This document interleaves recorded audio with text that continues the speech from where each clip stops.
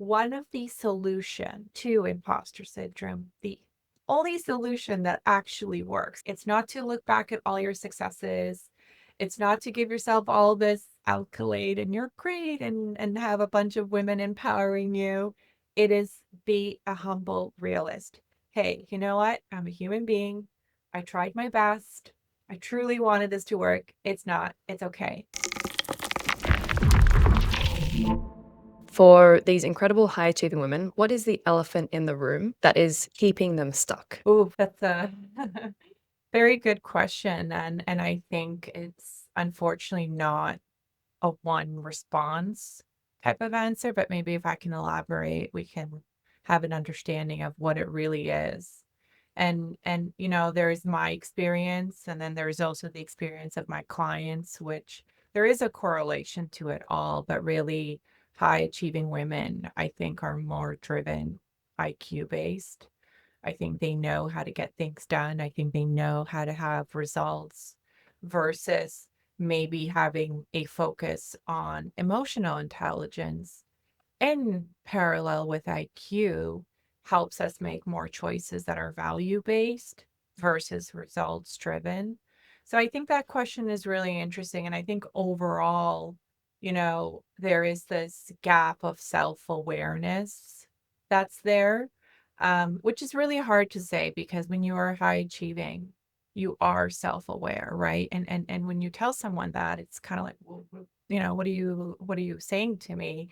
But there is this deeper self-awareness of who are you? What do you want to contribute in your lifetime? Right? Why are you repeating patterns? It's more that self-awareness, whether this self-awareness of self-worth or self-confidence that I'm talking about. And once I start, having these discussions, and I've been so fortunate to attract like truly high achieving women that are doing so much that are so empowering, yet some of those decisions that they're making to really fulfill their lives, there is a gap of I don't know, right? And I find that women that are very successful in business and in their careers and in their jobs don't necessarily take that time to really do some self-fulfillment work. And, self-awareness is one of them, but I think there is more to do there. And really to tap more into our emotional intelligence and not necessarily always strive for that IQ part of our brain, but really bring in some empathy, bring in some resilience, bring in some self-awareness. So I would have to say probably that, and it's been my journey personally, as well as the journey of my clients. That's been probably the most transformative so far. There's so many things you said just then that are just amazing and I resonate with a lot. And I love the way you've brought it up because it's a different take. It's I can understand what you're saying and where you're coming from, but you're coming from a different perspective, a different approach, and I'm so excited to unpack this and explore this with you. What really stood out to me though is the distinction between the IQ way of functioning, which is really results driven and skills and getting things done, which a high achieving woman, we are very, very good at. But it can Yeah. understandably lead to a lot of burnout and a lack of fulfillment and kind of like that gap that you were talking about. And of course, like you said, any high achieving woman doesn't want to know I have gaps because Okay. that's uncomfortable to know that maybe we're not that good at something. And that's why, although we might logically understand that, it can be uncomfortable to admit, like, yeah, even though I want to be the best, I'm probably not the best in this area. And that's why I'm Right. having these patterns. And what stood out to me is this this gap is this, and tell me if this lands with you. The gap is the deep knowing of yourself, a really deep knowing of who you are at your core and how you live, how you bring that part of you out into your life, how you really live, essentially being very authentic. And being very authentic means really knowing who you are, what you're passionate about, why. It's like you said, values based. The reason why you Hmm. do something is because of the meaning that it brings to you. or that you find in it. It's not just because, well, that's because of the results that this gets. Right. Yeah. Right. And I think there is a lot of self-awareness tied to unlearning.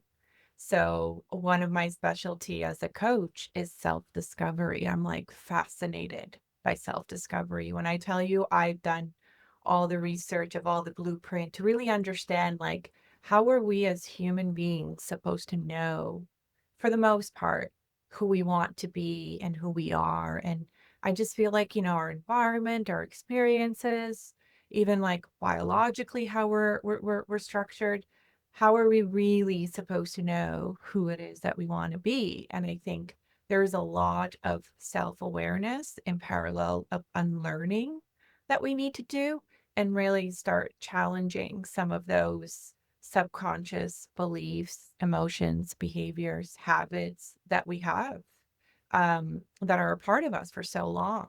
So, I do think that when it comes to actually wanting to be authentic. It's a process. I've never met someone who is truly authentic. I think that's not realistic.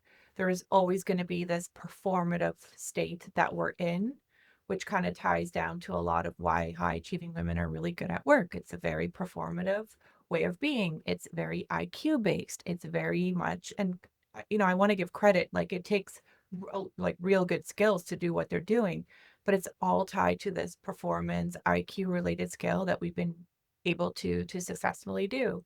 I look back at my life and I had a very successful career in corporate for 12 years. I knew exactly how to climb up the ladder. I went to university. I did everything I was supposed to do that was IQ related, yet, I felt every couple of years, like, is this it? Is this really my life? Is this really my purpose? But then my IQ's like, you have bills to pay, you have life, to live. Like, you don't have time to be thinking about these maybe like irrational or emotional concepts like life is working for you, be happy, like continue doing what you're doing. But it kept coming up, it kept coming up, and for me it kept coming up because I was blocking that self-awareness and trying to dig deeper. And then the moment I started really doing the personal development work, and I myself have gotten a lot of mentoring more so than coaching at that time, I started to ask clarifying questions about, okay, like, what could I do that has more of a value driven purpose in my life? And the biggest shift I would have to say, it's something I've proudly introduced in my coaching too, is I used to really, I guess now looking at my value system, and I focus on top 10 value system. I used to look at significance as my top value and not even knowing that, by the way, like subconsciously, because I do think everyone's doing the best that they can. That used to be my number one value, significance. It's how can I be significant in this and how can I achieve more significance? And I was, feeling happy in moments, but like not fulfilled, right? And then later in life, I think after years and years of that repetitive pattern, which is a big portion of self-awareness, I realized, no, like I want to create value. I want to contribute. And that's completely shifted for me how I behave, how I act, what I call in energetically. And really now my number one value is contribution. Is how can I contribute to, a person in my life, a relationship at work, my clients, my community. That's just always my mindset. And, I think my coaching career is still growing, but I do think eventually I will get to that point where significance comes naturally, but it's from a place of being grounded and fulfilled versus the other way around. Mm. That's a really the story you told just then, it really clearly highlights the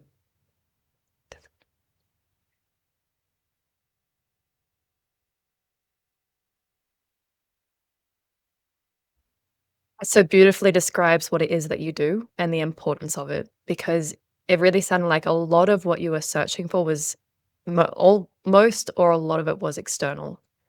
And so this kind of journey has flipped that inwards where it's coming from within you rather than seeking that external validation, that external significance, that what can I do to make me feel good? What kind of results can I produce that's going to make me feel good in myself? And of course, like you said, it's very short-lived because Yeah. the actual achieving the thing that we wanted, it's a moment and then it's gone. And then the next thing, we need to start working towards the next thing so we can get that next feeling of feeling good in ourselves. So, on that same line of thought, I really love to know what do people stand to gain when they start to flip that to more internal? What are the things that you've seen people gain, the changes that they have? Yeah, so I think at first it gets a little bit scary, right? When we go through the self-discovery journey, I think I mentioned there's the awareness piece, and we go into unlearning, and then we go into exploration. So the moment we start talking about, okay, like this is maybe more of the characteristics you want to portray, this is the type of life you want to call in, it's not as easy as just saying it and then living it. You have to be able to explore. So one of the biggest things that I'm a huge component of is clarity doesn't come from thought. And as you can imagine, a lot of my high achieving clients, including myself, were overthinkers. We can overthink anything in the world. And I Totally. think it's a great quality. Yeah. And I always have to say it's a great quality. It's a great skill. Trust me, I know. And it gives you this false sense of control and empowerment. Speaking of overthinking, this is often what gets us stuck when it comes to healing from chronic skin picking. It's the overthinking, it's getting in our heads. And when we get in our heads, we just feel even more stuck and hopeless and lost about what can I do to actually start to move forward. That's why I created the 7-day healing loop challenges to help you to get out of your head. It's there to help you to close the gap between your knowledge and the implementation of that knowledge into your life in a way that is effective and makes sense for chronic skin picking. Because the thing is, so many of us already know so much about ourselves. We've already done a lot of introspection. Odds are you have a lot of the information that you need to get started and get real results. It's just using that information in a way that is useful for skin picking and learning techniques and tools and habits that help you to implement that knowledge in an effective way into your life. That's what the 7-day healing loop is all about. And the amazing thing is that it's free, at least for now, because I'm in the middle of creating another free resource for you. And once that free resource is available, this one will no longer be free, simply because I think that it is quite in depth for a free resource. And I think personally, for a lot of people who are just getting into this kind of work, it can be a little overwhelming. And I think it's better suited to those who have done a bit of work on themselves already and they want to go deeper. At some point in October 2025, it will no longer be free. But don't worry, if you are listening to this and it's no longer free, it is still available and there are going to be new free resources for you to access so you can get even more familiar with my work. So if you are feeling drawn to this 7-day challenge, go ahead and click on the link in the show notes and come join us. I would love to see you in there and I would love for you to gain those tools and those techniques and so you can finally understand how to start to take action in a way that will make a real difference in your life. Just again, a warning, this is not a quick fix. This is not going to cure skin picking. This does require some level of effort from your side for you to get results. So for anyone who is looking for a quick fix, it's probably not going to be your thing. For those who are looking to do the deeper work, it's going to be right up your alley. Go ahead and click on the show notes. I would love to see you in the 7-day challenge. However, for this experience, if you truly are seeking clarity, clarity comes from engagement and not thought. So we need to go in this exploration stage and really explore and find and help build up our identity that we think we want to attract. So it's a beautiful moment because it is a little bit scary, but it also removes a lot of the pressure of like just knowing, like it's impossible to just know. And sometimes you're lucky and you get it on the first shot, but really progress for everyone is so individual. I mean, it took me, I don't know, 13 years to figure out what my true calling is right now in life, and to really invest in myself and go to coaching. It wasn't a linear, oh, this is what I want to do. And so it really, it's giving yourself the grace and giving yourself the patience to go through the exploration. And a lot of the work that we do, and it, bringing in brain science frameworks, because I'm really big on that, it's figuring out, okay, subconsciously when we're doing this, and even consciously in parallel, how are we feeling? Are we feeling fearful but excited? Or are we feeling fearful and a little bit sick to our stomach? Because if we are, then our body and our instincts are guiding us in another direction. So let's get back to the paper and let's figure it out. So it really is a journey of exploration, bringing it back to our identity and finding a more value, purposeful life. It comes back to really giving us a space to explore and removing some of these um, thoughts that we're supposed to get it on the first try, or removing these thoughts that what's good for your friend is good for me, or what's good for my sister is good for me. So really, it's giving yourself the grace and giving yourself the time to discover. Mm.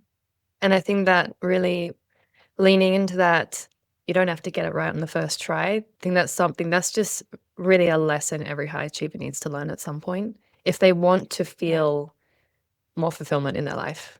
Because there is this pressure of if I don't get it on the first try, then it's not for me. Then I'm obviously not good enough at that. So I'm gonna switch to something else where I feel a bit more confident, where I feel more confidence because I clearly am better at this. And sometimes it is just like you said, giving yourself some grace and recognizing, okay, maybe I'm not great at this, but maybe this is anyway the path that I want to take. And what really stood out to me is one real specific thing you said there, which is if you feel fearful but excited, then it's Hmm. probably the right path. If you feel fearful and like sick to your stomach, then it's probably your intuition Hmm. saying this isn't for us. And I really love that Yeah. because I think a lot of people get stuck in thinking, well, how do I know it's for me? Or, because we can get mixed up with those feelings of like, yeah, but everything makes me feel nervous, or all these options make me feel afraid. But then it's seeing what is there a spark in one of them or in a few of them? And is there some of them make me feel like I want to run in the other direction?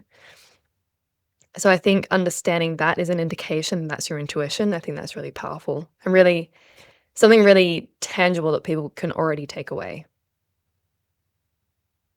Yeah, no, thank you. It's definitely a tool that I implement in coaching, and I think it's used even in people's lives on their private time. But yeah, the gut feeling when your stomach is kind of extracting of excitement, it's good, it's getting bigger, you feel it, it's an opportunity you want to explore. Start there. Don't make assumptions and know this is it. Like you'll get there. And I think that aha moment, this is something I've been trying to really figure out. And I've had those aha moments with my clients at different times. So it really is not a one fit model that I could say, here's a blueprint. It has to do with timing, it has to do with your environment, it has to do with your emotional and mental state. And the moment comes when it's supposed to come. So I am, I'm really big on keeping my coaching to, science based and actual like concrete tools that produce results. But at the same time, I am very spiritual in knowing that there's a higher universe, and our level of consciousness needs to level up in order for us to be able to receive what the universe is really giving out for us. So both are at play when it comes to really going through that transformation and being ready for it. But Yeah. yeah, there's the contracting and extracting in your stomach that we feel, especially as women, and we have to listen to that.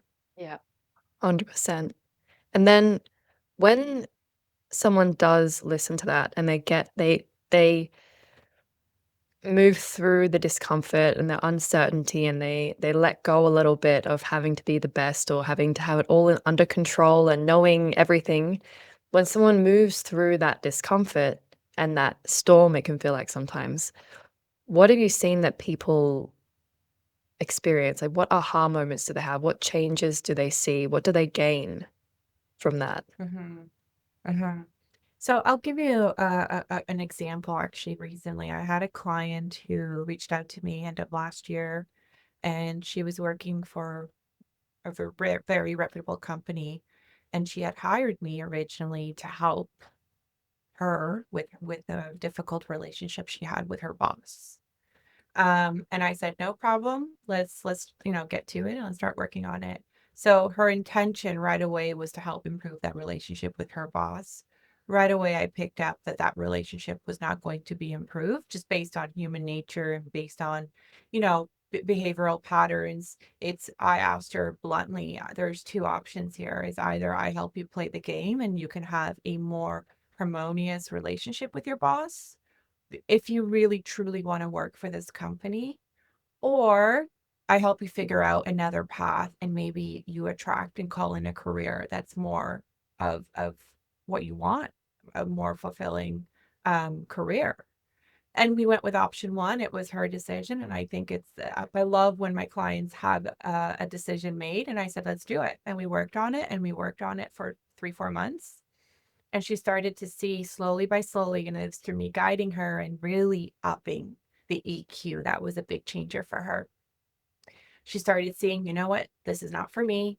We realized that one of her main value was actually impact, and she wasn't going to have impact having a boss who was making her feel so small. And now, just to confirm, the boss was not a bad person. She just valued power, and that's it, and control. And when you're with someone like that, there is no winning. There's never going to be a collaborative environment. So you almost have to logically step away and think, okay, like as a high achiever, yes, I'm used to maybe succeeding, but there are some areas it's like, why even invest the energy when I can invest that elsewhere in areas I can actually succeed and want to succeed.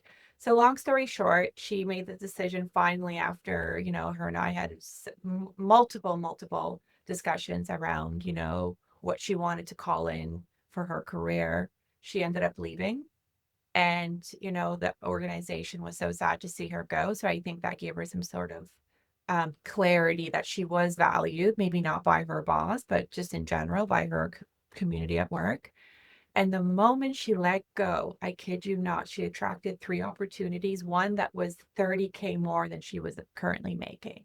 So there is this empowerment state of, when you're coming to or going through an issue, you're feeling lost, confused, whatever it is, it's really it's your mind not being able to make aligned decisions. That's why you're lost and confused. There is a sense of like uncertainty, which will always be part of life.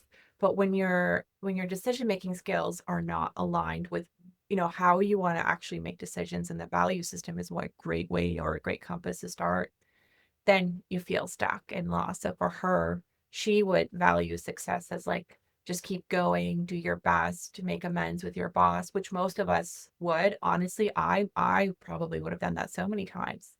But now it's like navigating life from not this survival mode, from this thriving mode, and really calling in opportunities that make sense to you. But she had to go through all that in order to get to where she is now. And she's just been much more self aware and truly like grounded and confident than I think she's ever been in life. Wow, that's incredible. That is such an amazing Yeah. story. And it's Thank you. really, Yeah. yeah, and it's really, it just highlights, firstly, how the journey isn't just, it's not just clear cut. And it also isn't wrong to, like you said, want to take the other path and try to make things work. Because also with the way we function, we do want to understand, we want to try the options that we have to really figure out what is the one for me. And I love that through doing that work, it allowed her to connect more to herself, realize more of what was actually going on and why it was such a problem, so that she could then choose herself and make a decision based Yeah. off of what she truly wanted. Which, Yeah. I mean, that just gives you like the universe just then gives you what you're looking for. When you make an aligned choice for yourself, it really brings you closer to what it is that you're looking for Yeah. from a Yeah. deeper perspective. Yeah. We did a session together closer to the end of our coaching program. And I said to her, okay, I'm your boss. I want you to talk to me and I want you to tell me what you're thankful for. imagine that's not an easy exercise, right? And this is somebody who's made you very tense and anxious at work. Like you're waking up in the middle of the night because you're so anxious. And we did it. And when she did it and she was ready and she had the tools and she had the time and she had the exploration, she had everything. And that's the thing, you have to go through the process. Yeah. It's not a short turnover or a quick turnover, sorry. You have to go through the process. And she sat there and she looked me in the eye and she told me everything she was grateful for. And she was grateful for knowing that. And keep in mind, this is not an easy exercise. And yes, it's me on the other side. So maybe it's a little bit more comforting. But the words that were coming out were very real. And it was, thank you for showing me that this is not what I want. Thank you for helping me grow, even though probably it was never your intention to. Thank you for helping me get bigger, not smaller. So it was a beautiful moment, but it really, as a coach, was such a rewarding moment because I saw she was ready now to really live her self-worth. And it's a continuous journey. So I just Mm. can't wait to see what she does. That's beautiful. It's really, really beautiful the gift that you gave her. That's so, thank you for sharing that story. I love it. Thank you. Yeah, I know it definitely like it's an emotional one. It's a great one, and Mm. it's these kinds of transformations that I really look for when I'm working with clients. It's so easy for me being, you know, results driven to, easily give them solutions to their problems. Yeah. But I think one of the skills that I have as a coach, or maybe even as a professional or person, is being able to see the reality of things, but reflect it back in a compassionate way. Yeah. And then, guiding the clients to do whatever they want. Like honestly, I don't care. I just want to make sure that we make your dreams come true. So I'm just there really like as someone who's encouraging and supporting your dreams. So we work together on figuring out what that really is. Yeah. I love that so much because that's really what coaching is. When you really I think what you said there is really important. It's the reflecting back the reality of what you're seeing in a compassionate way and empowering Yeah. them to make choices for themselves and supporting them in whatever choice they feel is right for them at that point in time. Because, Yeah. like you said, it's very easy to just throw out advice, but that's based on what you've experienced in your life, which might not really be applicable to what they're experiencing in theirs. hmm hmm And Yeah. you almost and it's interesting because I've collaborated with so many coaches and I've met some very, very successful coaches. Um, and it's easy to give out solutions. It's easy to give out like steps and guides. And I truly believe that they are helpful. However, to really guide someone to get that confidence and resilience to be able to build it in within them, that takes a lot of work. Like there's a lot of behind the scenes work, which is how I wanted to set up my coaching business from the first place, right? There's a lot of behind the scenes work because I want to get them to that, you know what, Zerina? So and so and so versus, hey, this is the path I see for success for you. Like that's so easy for me to do, right? But it really, you're taking away that opportunity for someone to get there themselves. Because once they get there themselves, they will make different choices. They will remember the pain and the Hmm. agony and the unfulfillment and make different choices versus being like, here are some best practices. This is what works for my clients. Like I truly am invested in each individual. I don't take on a lot of clients, but when I do, I take on like clients I can fully invest in and make Yeah. sure that they're having their moment and I'm not taking that from them. That's so amazing. And there is the big difference between someone actually living and experiencing it themselves rather than just following directions. There is so much growth Oh in yeah. that.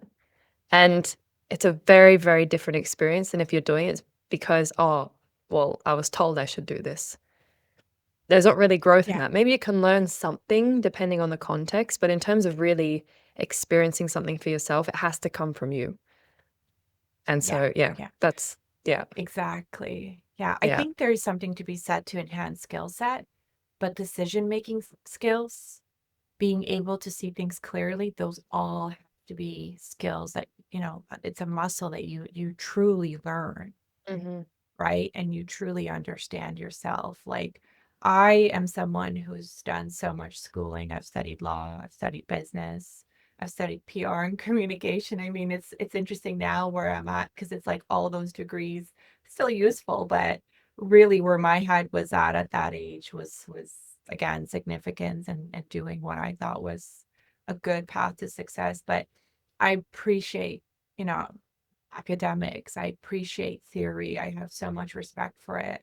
But now at this stage in my life and really doing a lot of work of self-discovery, I think we sometimes don't give enough credit to experiences. And experiences really is what shapes us. And as much as theories are great, it's experiences and it's the reality of experiences are so important. And that's where, getting my clients back to having them be grounded and humble and a realist starting from that route versus like, oh, but I heard this and I heard that and I read this and I read that. And like, yes, there's a lot of benefits to having knowledge, but let's not forget it's experience that really shapes us as humans and gets us to where we need to go to. Yeah, I so agree with you.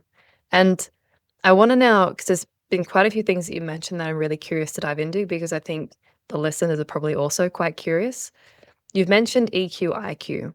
So could you elaborate on what those are specifically and what the difference is between them? Mhm. So let me give you an example first and then we'll elaborate. Okay. So let's just say you and your boyfriend having an argument. As a woman, we're pretty intelligent naturally, and we will know exactly what to say to defend ourselves or get what we want. Like we will know, right? And we'll make a intelligent response.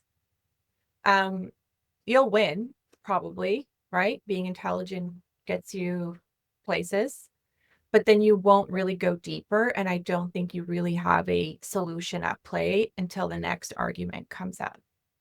Now, if you were to tap into your EQ and you and your boyfriend were having an argument, you can say, you know what? I see your perspective. This is where I'm coming from. I just want to know how can we really move forward? Like, what is it really that's bothering you? Because this is how I feel right now. So it's really getting deeper, understanding human behavior, first of all, being self-aware. That's really big. Self-managing, management, sorry. So being able to manage your emotions and also manage the emotions of others, social awareness. And it's really a lot of it has to do with relationship management.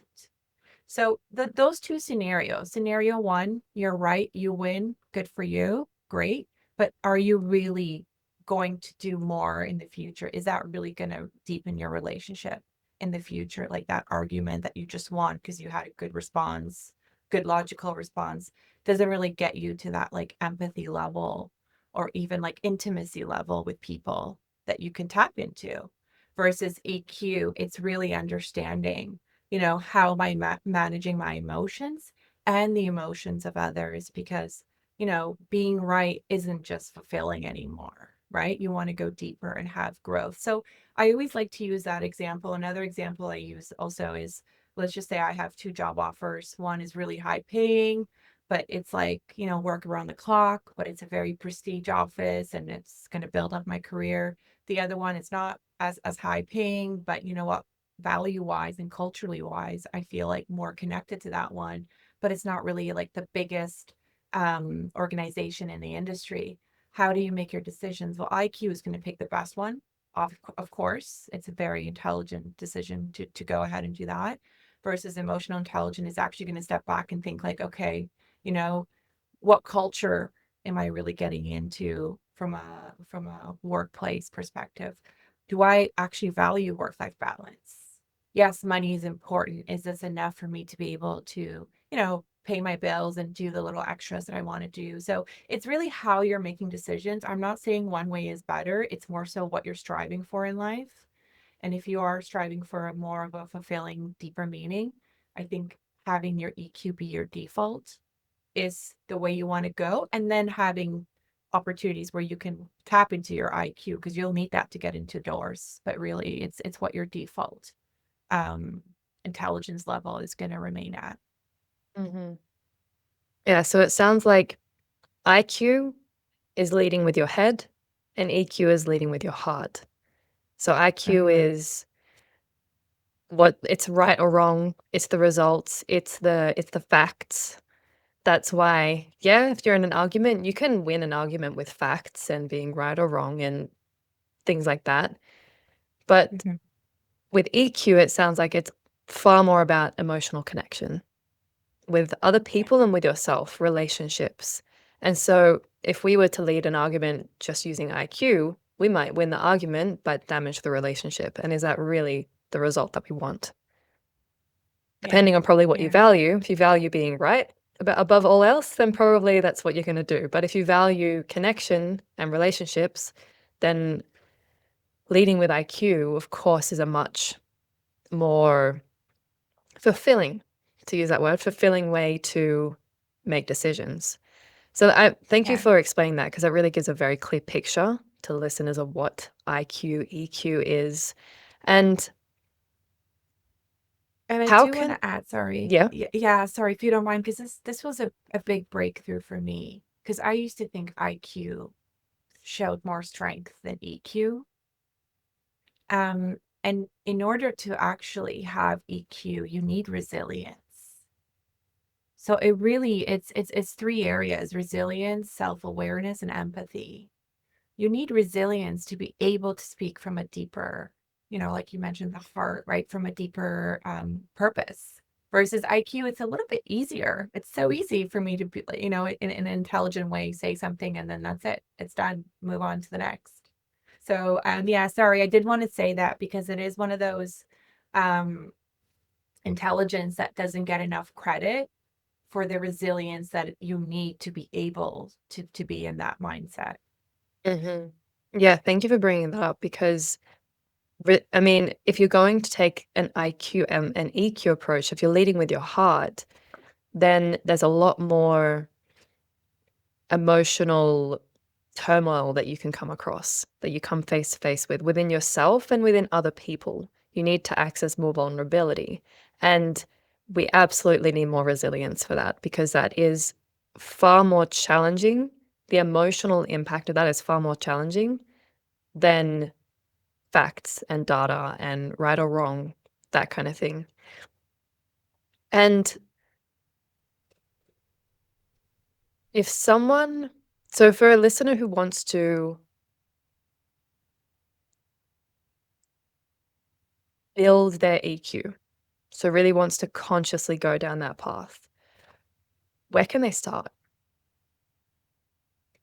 I think first, maybe doing some research and reading, right? There's a lot of really good EQ books out there. I think my few books, they weren't even EQ based directly. It were a lot of Robert Greene's books, but there were a lot about human beings and human nature and there were a lot of components of EQ in the actual book, but that was just my experience. But again, starting with some research. So you want to have some basic knowledge of understanding what EQ is, but really where it starts, it's with your self-awareness, right? I always say, like, look at the relationships around you. How are those relationships measured in your opinion?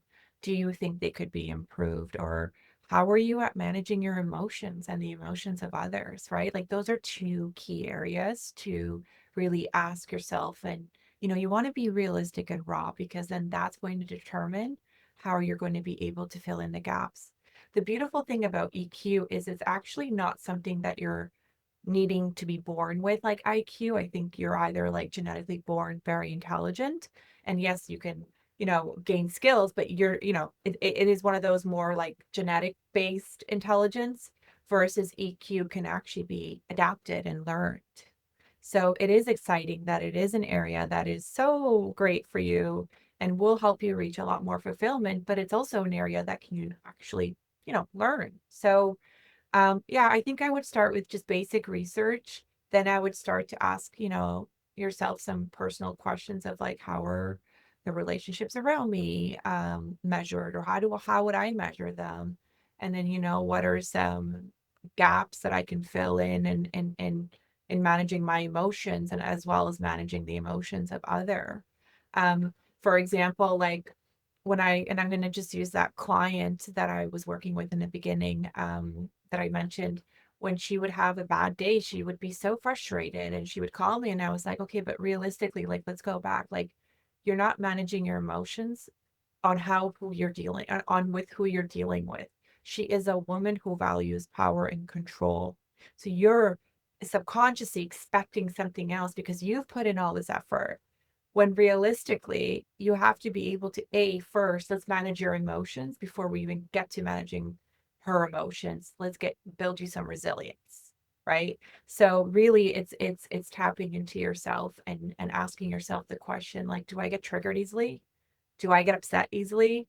Do I manage emotions okay? Am I in a calm and collective manner most of the time? It's not about being perfect, but at least, most of the time, am I able to manage my emotions and the emotions of others? I think that's like the second biggest questions you want to ask. So Mhm. the quality of your relationships around you and your capacity at that moment to be able to manage your emotions and others. What are the gaps? And then from there, you can, I self learn or hire a coach, a therapist, a mentor, I think anyone that can support you through that journey. That Yeah. makes sense for you. Yeah, yeah, that makes total sense. And what also stands out to me there is also how hard are you on yourself when things don't go the way you expected them to? Because I Yeah. think, I mean, a lot of high achievers were just so hard on ourselves. Oh And yeah. being able to handle disappointment or mistakes with grace and kindness and love for ourselves and still treat ourselves with respect despite not being our best version of ourselves, that requires a lot of resilience. And it does require a lot of work on ourselves because I think just in general in society, we're raised to be very results driven. It's like if you're not being useful, what are you? If you're Yeah. not doing something helpful for someone else, then what are you doing? Then you're being lazy. Yeah. And so working through that self-deprecation that we tend to fall into Hmm. when things don't turn out the way we thought, or we're just not able to function the way we wanted to function that day, I think that will play into it hugely as well. That just this is what I see in my clients. It's big. I mean, we have different kinds of clients, but they're both very much high achievers. And the learning how to show themselves kindness and love when they have messed up or when they have Yeah. had a bad day, it makes such a big difference. I can always see when someone really gets it and they start doing that, it's a turning point for them. Things start Yeah. to change when that changes. Yeah. That's such a good point. And I think even again, going back to your energy, when you're showing yourself grace and self love. Yes, you had a bad day. Well, it's life, right? Like there's just going to be those days and uncertainty. And it's how somebody overcomes them, right? That Mhm. really shows, strength and resilience and also how you respect yourself, right? It Yeah, really totally. does show up that way. But it's hard. And honestly, it's probably one of the areas that I still struggle with. I still get very hard on myself. And it's one of those things I have to constantly have that conversation with myself and say, like, okay, like realistically, and just to share, I sat through a lot of trainings for imposter syndrome for women because we obviously deal with it a lot. And sat through it's Dr. Caroline Young. She's kind of like the OG of imposter syndrome and has had her institute for over 20 years. Yeah, so you know her too. Okay, Yeah. so one of the solution to imposter syndrome, the only solution that actually works, I'm sure there's many, is to be a humble realist. Okay. It's not to look back at all your successes. It's not to give yourself all this accolade and you're great and have a bunch of women empowering you. It is be a humble realist. Hey, you know what? I'm a human being. I tried my best.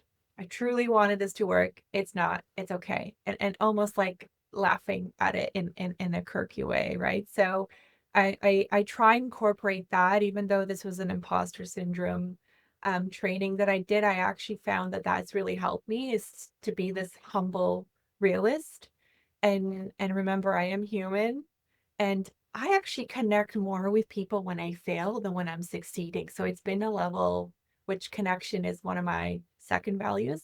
It's been an area where I've actually tapped into connecting with people more and it's worked towards my favor, but it's still something I truly struggle with, Mm. especially in relationships. Like when I Yeah. feel like I failed, I get really, really down. Yeah. Yeah. And just what you said there, where you've been able to connect more with people through being a humble realist. So just owning the fact that you weren't perfect in that moment, it didn't work out, or you did make a little mistake. You know, these moments when we feel like we would normally shrink because we're embarrassed and want to hide ourselves, we just kind of own it. Mhm. And I've experienced that too, because people love it. They love how real it is because you're showing other people you're not perfect and you're owning it. And it just, I Yeah. think it brings so much. People see that, oh, like I connect with you because I also see that I'm not perfect. And I love that you can just be that way because through seeing you accept yourself, I feel like I can accept myself a little more too. Like it's okay for me to also not be perfect and not be the best at everything all the time. Yeah. No, it opens up beautiful conversations, deeper conversations. And Mm. truly it helps you connect with people. I mean, I think back now, like how boring it would be to be around perfect people. Like it Right? would really be so boring. Like give me some character, give me some rawness. Mhm. I really value that, especially with age as I just learn more about life and the true beauties of life.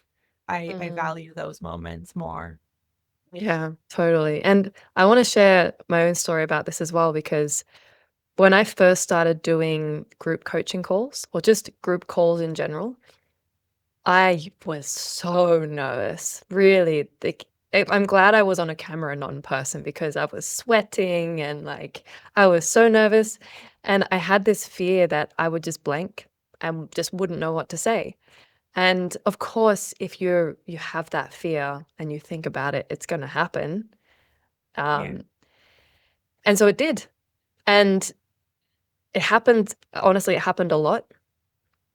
Okay. But what I did was that when it happened, I would just say, hey, you know what?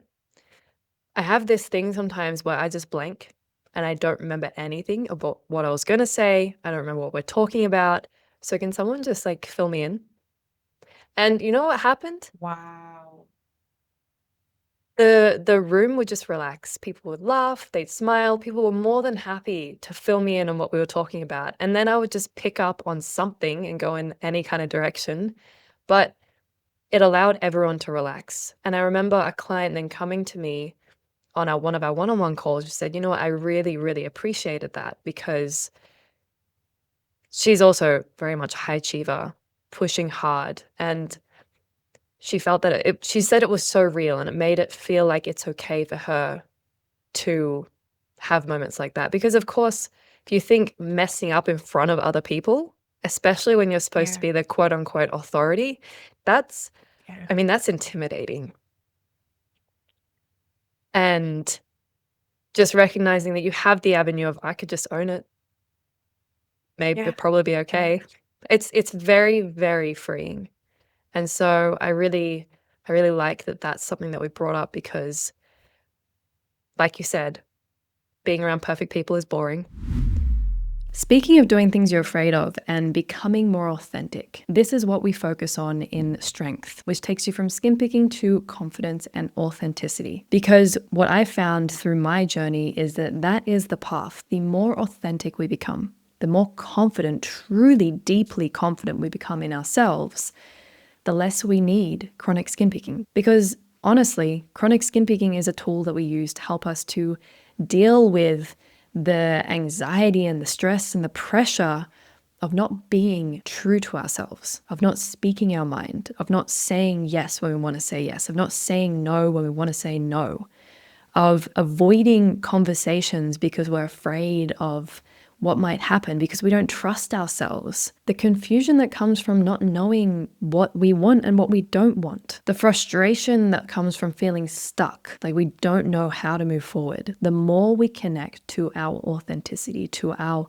core, to our body, to what truly matters to us, the more we make choices that empower us, that make us feel confident, then capable, that where we trust ourselves, where we know in any situation in our life where we stand and what we want and what we don't want. And if we don't know, we trust ourselves to figure it out. When we can provide ourselves with that little level of security within ourselves, what do we need to escape from? This is what true holistic healing from chronic skin picking looks like.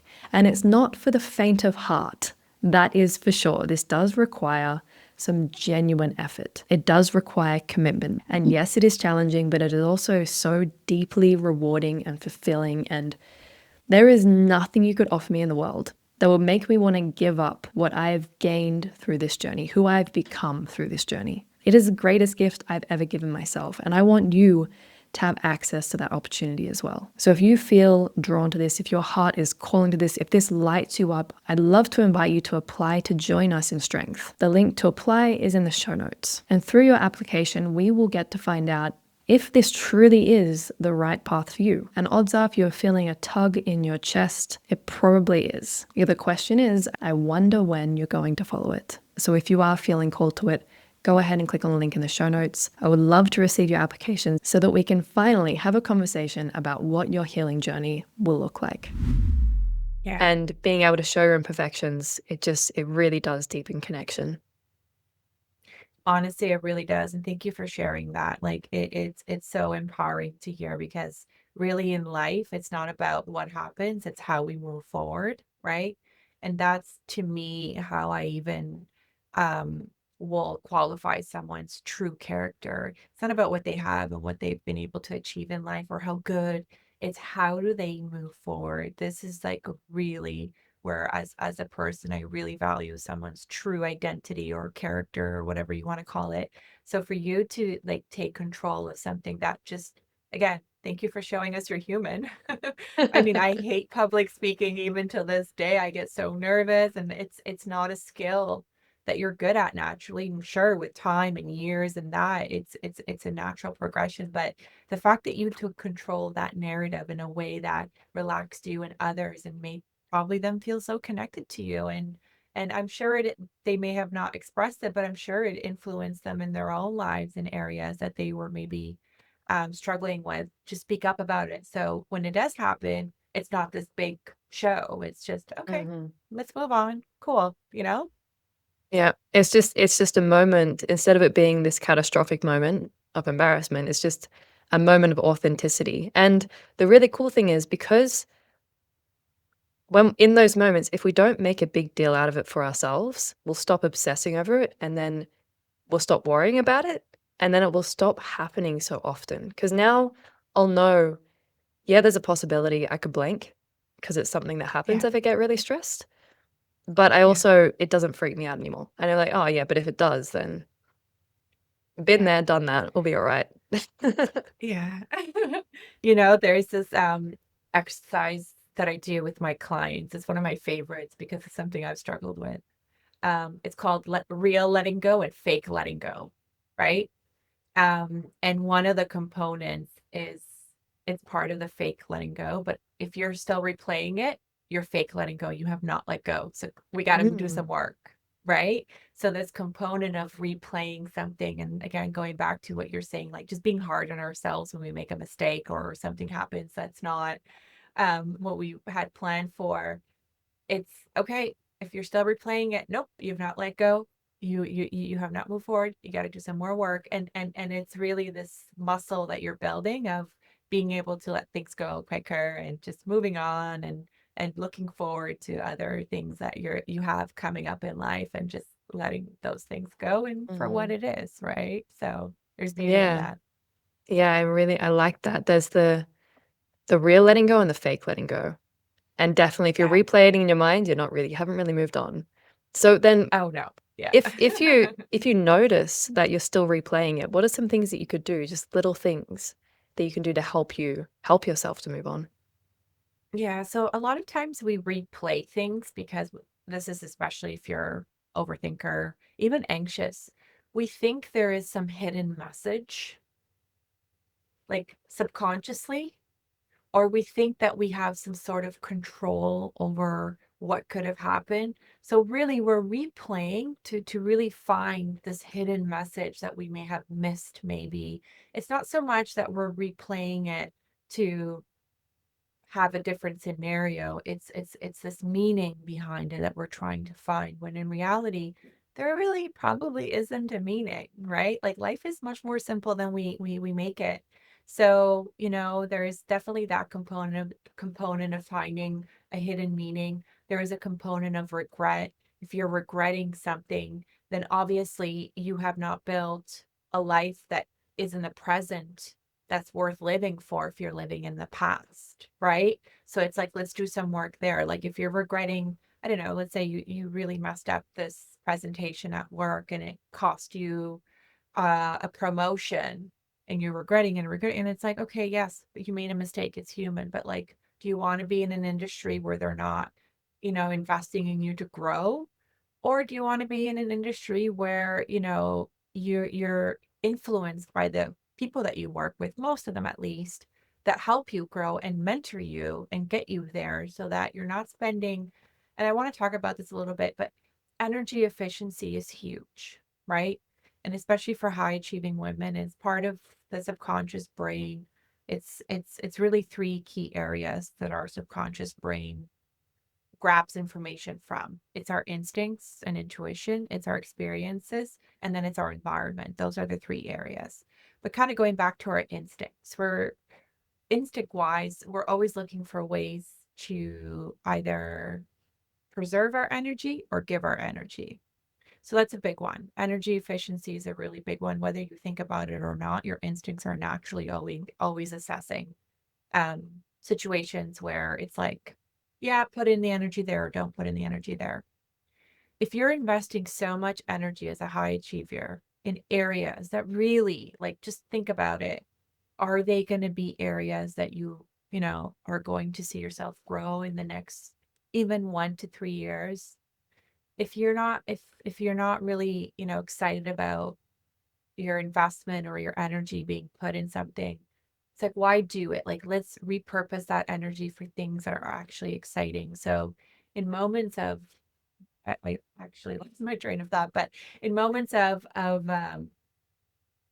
having mistakes happen, or in moments where you're really down on yourself and you can't let things go, I would challenge you to really understand where you're putting all this energy in. And if it's in the past, then you're not really working towards a present or future life that you're excited about. So you're remaining in this, I don't use the word depression very easily, but you are kind of remaining in this depressive state of the past because you think you have some sort of control to maybe have changed things, or you're trying to find this hidden message when really these are all just unfortunately delusions that we've made up that makes us feel comforting at that time. Mhm. Yeah.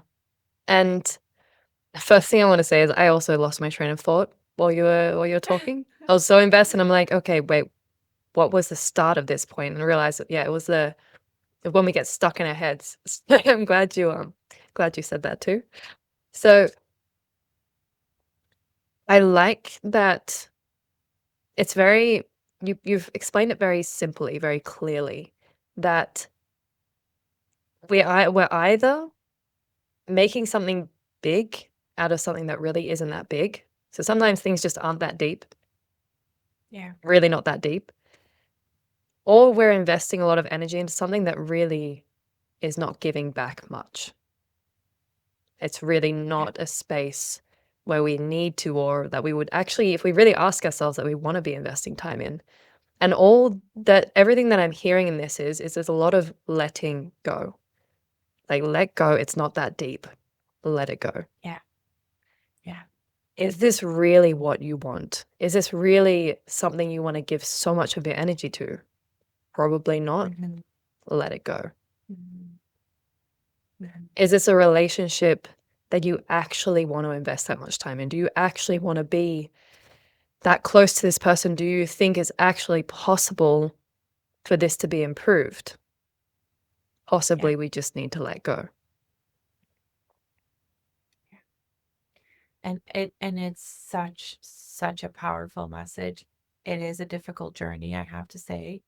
But the moment you have your couple first breakthroughs, you really start to understand the power of it and how when you real let go, that's why I have fake let go, real let go. I'm working with intelligent women, so I need to be able to like Get say, you real know what? specific. I see what you're doing here. See what I'm doing here? So I have to set them up truly for a breakthrough. But because I know intelligently you can say yes at this and that, Mhm. and being able to just get real with yourself. And really that's why I have these kind of gatekeepers to getting you on the right path, Yeah. is because if you need to do more work, let's do that. Then let's not, finesse over what sounds great. I don't care about that, right? Care about the rawness, but letting go, it is a very, very powerful emotion. It's a very powerful release. And if you can really work on doing that more and more, and I know the relationship one is a really hard one, and I've worked with a few clients where right now, we're working through this vicious cycle of back and forth being in a relationship that I know it's not what they want. I know it's shrink them, but again, I'm there to go through the process with them and letting go. It is very difficult. And at first you have to go through the fake letting go. I think it's a normal process and journey. It's just let's get you to the real letting go. So let's work on the areas that really need more work or more self-realization or more exploration, right? It's setting yourself up for success using practical, real human tools. We're not robots. Mhm. We're real human creatures. Sorry. Yeah, So the tools that we use have to make sure it reflects that. 100%. And the fact that it is so real and so human, it also means that it gets a bit messy. And I think that's what a lot of people want to avoid is they want to avoid the messiness. And if I can just intellectualize it, then maybe I can bypass the messiness and keep my life neat and tidy and not too scary.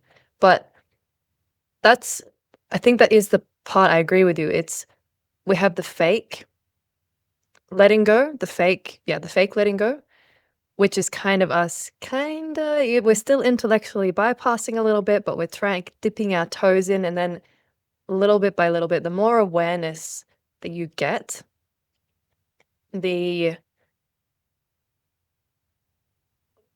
the more difficult it is to continue to bypass those things, to continue to avoid it, to continue to pretend that you've actually let go.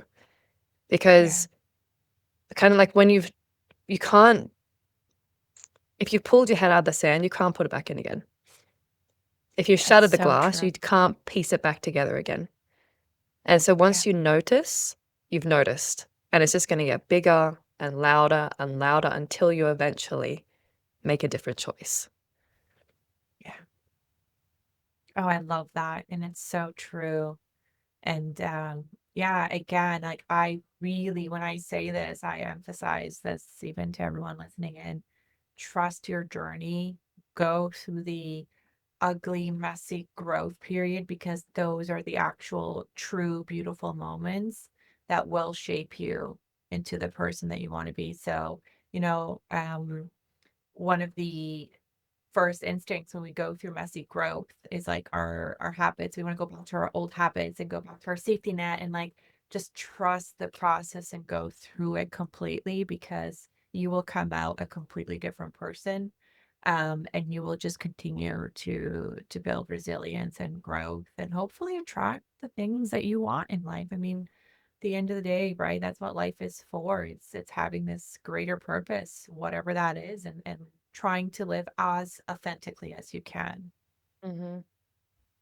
Yeah, 100%. 100%. And I want to add to that is that there's going to be moments in that messiness when you do just go back to old habits, go back to old ways.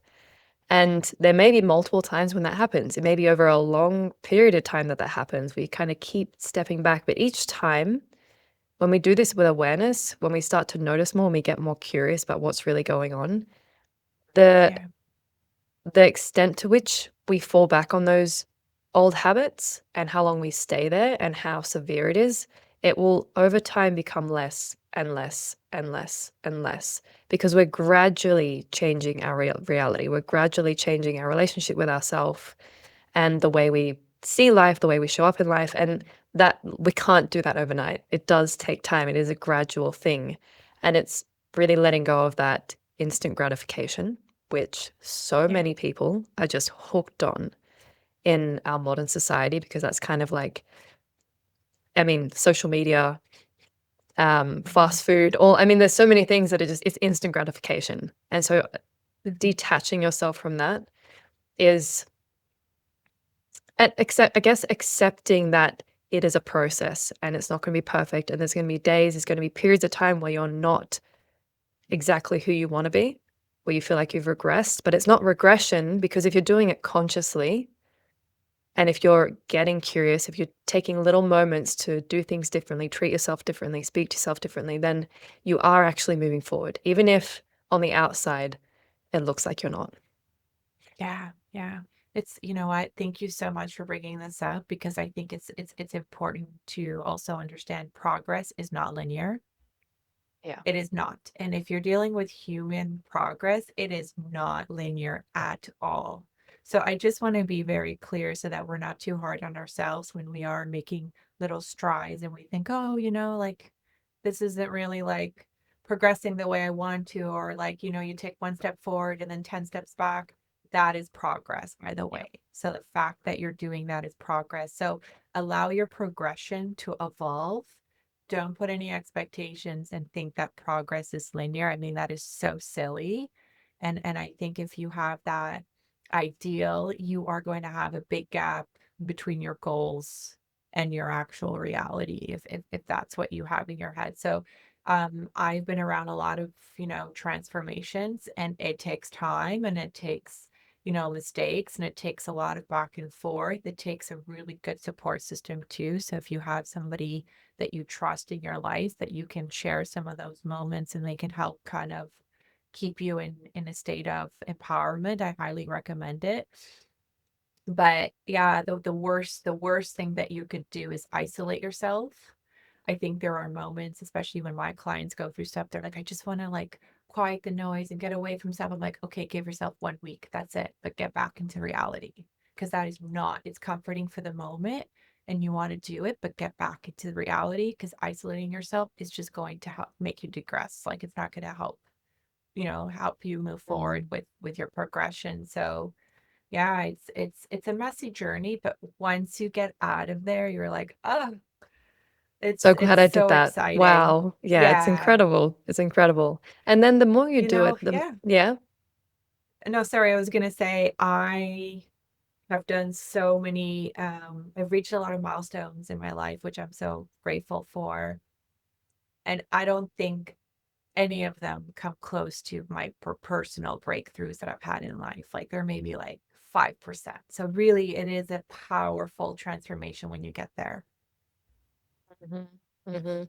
That really I think that really speaks loudly to the high achievers listening, that the things that you feel most connected to, that you're most proud of, that you're most grateful for, they're not the the achievements, the external achievements, it's the breakthroughs that you had in yourself. And I had this thought the other day because I've been reading this book and I've been doing some of the journaling exercises, and I realized that the idea, I mean, it can't be taken away, but the idea of someone taking away the progress that I made in myself so that I go back to who I was 3 years ago, 5 years ago, 10 years ago, that would be such a devastating and horrible, horrible thing to happen.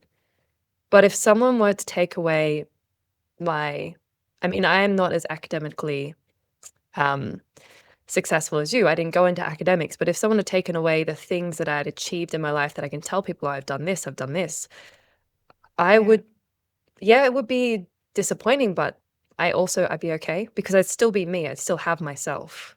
But if I lost that, if that was somehow taken away from me, that would be devastating. So devastating. You can just see just Wow. through that Yeah. how important each of those are. Yeah. Yeah. But I honestly, and I really respect that. I've never thought about that before, and it's so interesting. But your experiences have shaped who you are. So it's Mm, almost like, that's so empowering. That's so powerful. That's what you hold value to, is who you are as a person, and the evolution of you as a person. And I would have to agree, by the way. Again, I never thought about that. It's so fascinating. But yeah, take everything. I'll rebuild it, but you cannot take away the growth, the pain, yeah. the journey from me, because that's yours, right? And Mhm. yeah, Yeah. I really like that. Yes. Yeah. Yeah. Absolutely. And man, I feel like we could keep talking for so long. That I've written a few things down here and we haven't even touched half of the things I've written down.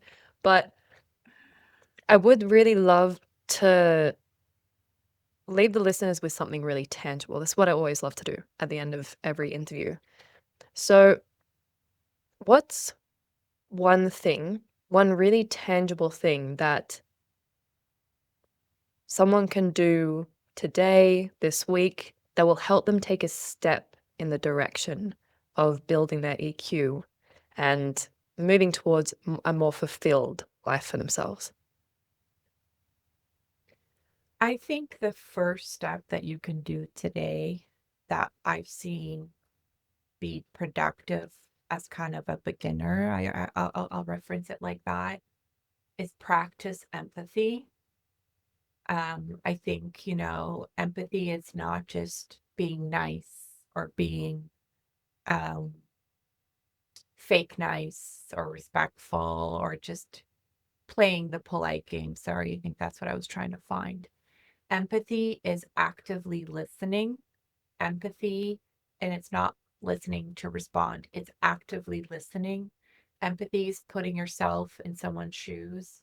Empathy is not leading with assumptions, but rather an understanding. And I find that when people truly develop these empathetic skills, it will naturally open doors to more EQ conversations.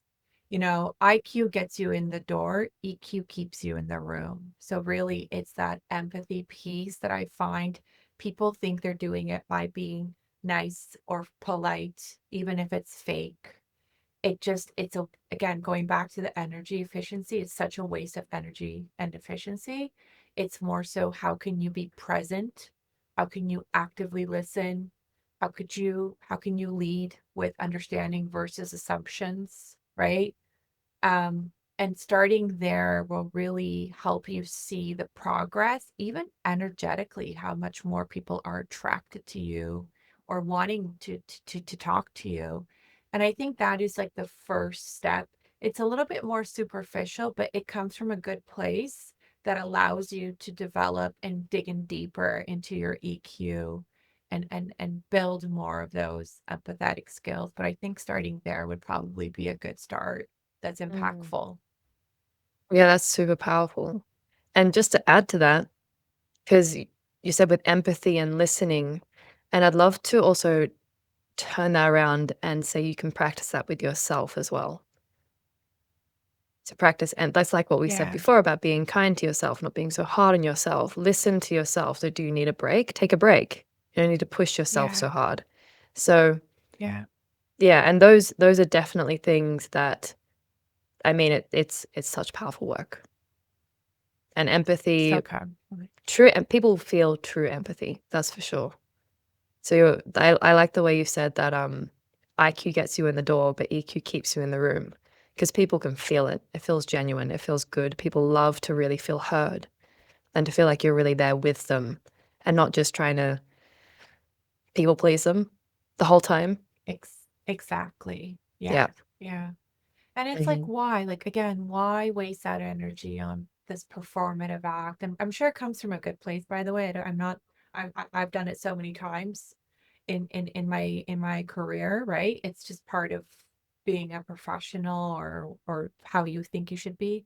But like why put so much energy in this performative act when you can really focus on, okay, let's get more internal alignment, figure out skills I need to work on that's going to help me connect with more people and get more opportunities that are meant for me, right? I think it's a really valuable skill that I think in psychology, empathy is mentioned a lot and as a solution, but really and it is a characteristic trait I would challenge people to really tap into. We all have that part of us, and it's like starting small, right?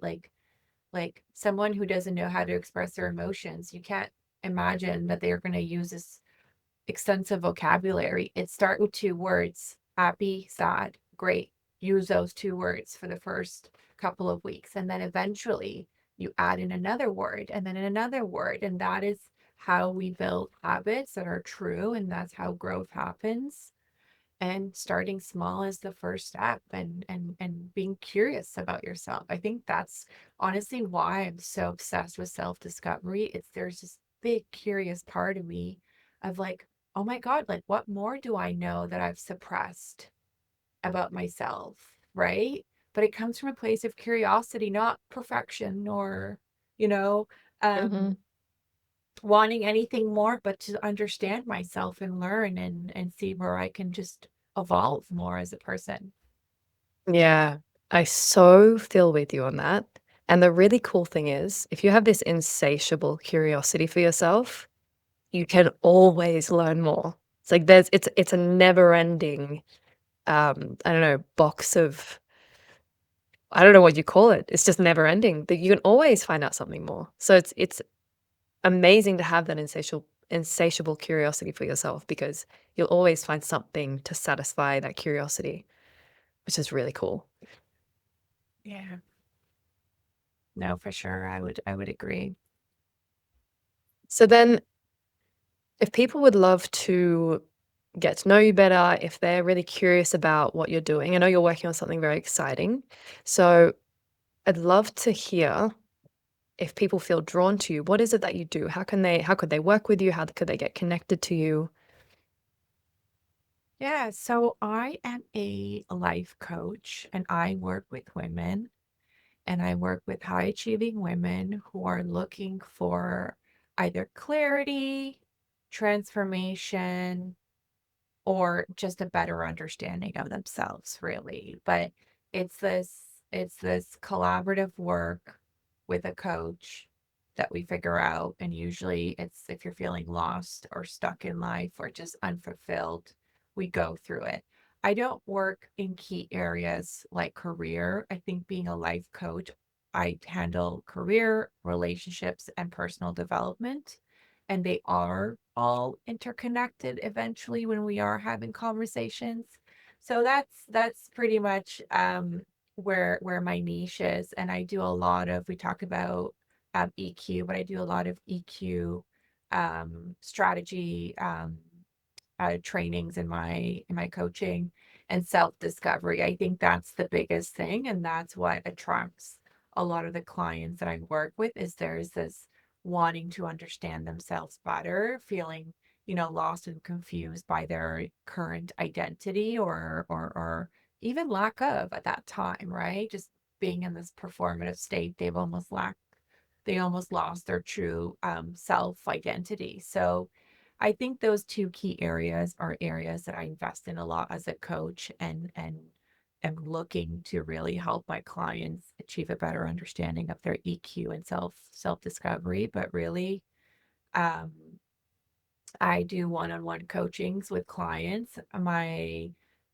coaching is a bit more bespoke, so it is one of those curated one-on-one experiences where it can go anywhere from 3 months to 9 months based on your journey in life. And I'm just honestly such a passionate human being who is passionate about coaching and wanting to see women, reach a higher purpose of themselves and their lives because it's something I wish I had done in my own journey. But now I get to really live it and create value for others who are going through what I went through probably the last, I don't know, decade or so. So You're doing yeah, incredible work, Zerina. And thank you. if anyone Really wants appreciate to, yeah, and if anyone wants to check out your website or check out your socials, I'm going to drop them in the show notes. And yeah, thank you so, so much for having this conversation with me, for taking this time. I've really thoroughly enjoyed our conversation. I feel like we really connected on a lot of points. And it was just really fun to have this back and forth, this really natural flowing back and forth. So thank you. Thank you so much. Yeah, I mean, I'm looking at the time. Yeah. We've definitely been talking, but I really appreciate it, and thank you for creating the space, for allowing me to talk about some of these concepts. So really do appreciate it, and happy that we got the opportunity to connect today. Yeah, me too. Thank you. Ah, such a lovely, lovely conversation with Zerina. If you want to get in contact with her, if you want to check her out, I've left her links in the show notes. And as always, if you got value out of this episode, if you're still listening, I'd love to ask you to leave a 5-star review or even take an extra 60 seconds to leave a written review. I so appreciate your support because every review that I get helps to push this podcast out to more people and help support what I do so I can keep putting out new episodes every single week. Thank you so much for hanging out. I do enjoy this time we have together each week, and I look forward to seeing you next week for the next episode of Untapped Confidence.